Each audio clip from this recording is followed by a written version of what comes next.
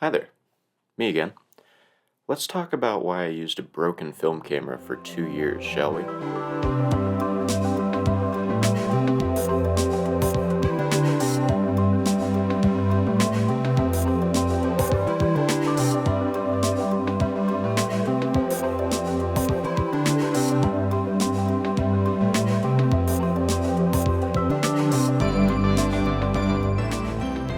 Welcome back to another video, guys.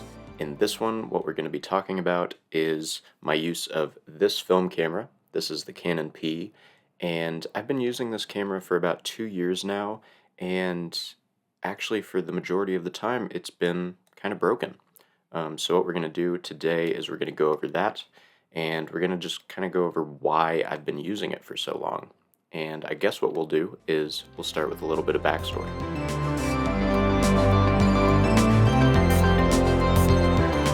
So, if you're new to my videos, basically I've been doing film photography again for about 2 years now. I started film photography back in the beginning of 2020, and we all know what happened back then.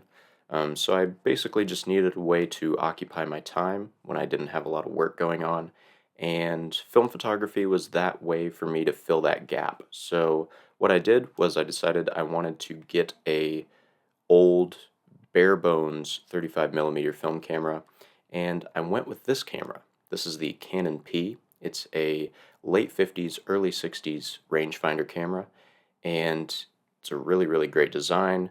It's a really durable camera, and it's been everywhere with me. Over the past couple of years, I've taken it to some nearby states, Texas and Colorado, a couple times.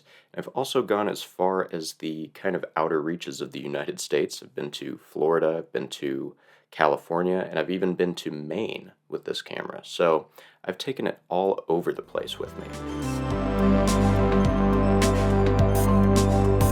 So if you've watched any of my videos or seen any of my photos, basically since I started film photography again, you'll notice that in a lot of the photos, there's kind of this gradient look in the sky. And a lot of people have actually asked me questions about this.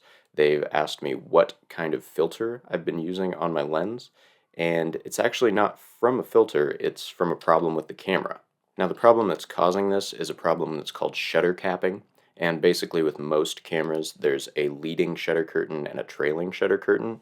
And this most commonly happens with the trailing shutter curtain is it doesn't travel at a uniform speed, and this often happens at the highest shutter speeds. So I had this problem right when I bought the camera at 1/1000th of a second, and as I used it more and more, 1/500th of a second also was starting to get that problem.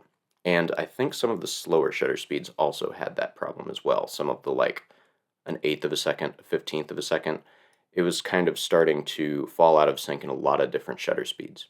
On top of the shutter capping issue, there's also been a couple times where I've taken a couple spills with this camera and kind of knocked it against the ground or whatever I run into, and that's actually knocked the rangefinder patch out of alignment a couple times. And I used it like that for a while, but I actually looked it up online and it's a pretty easy fix. So I realigned that, but I've used this camera with quite a few problems going on within this light tight box.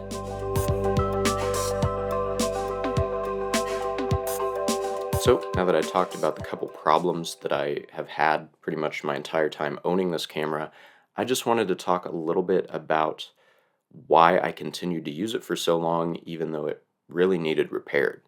So when I first started using this camera, I quickly realized it had this sort of gradient look, and I looked it up online, quickly figured out what the issue was, and I decided I wasn't going to get it CLA'd right away just because I didn't really want to spend the money on it. I had just gotten into it, and I wanted to use the camera and get used to it before I really spent more money and threw more money down the film rabbit hole. And on top of that, I kind of liked the look of that gradient, especially when I held the camera in portrait orientation. It kind of gave the sky a really nice gradient look, and it just kind of became a little thing I had to work around, and it wasn't necessarily a bad thing. And that's kind of what I wanted to talk about today, was just getting used to the gear you have. I hear a lot of talk about how gear doesn't matter, how it's super important, And it just seems like the conversation is on the two opposite ends of the spectrum at the widest extremes. And I don't want to be one of those people that's on the extreme, because gear does matter a little bit. You need a tool for you that you like using and that you're going to go out and actually use because you like it. And that's the most important thing. And that's how I feel about this camera. I really love this camera despite the couple flaws it had when I first bought it. Um, but I went out and used it anyways. And I think I got some really nice, unique photos because I decided to use it with the flaws that it had. It actually kind of just became an extra tool in this camera's toolbox. Was I knew that at this shutter speed, I had this nice gradient look that I could use, and when used correctly, gave my photos a unique look. So yeah, that's kind of the lesson I wanted to highlight in today's video, is not to worry so much about the gear.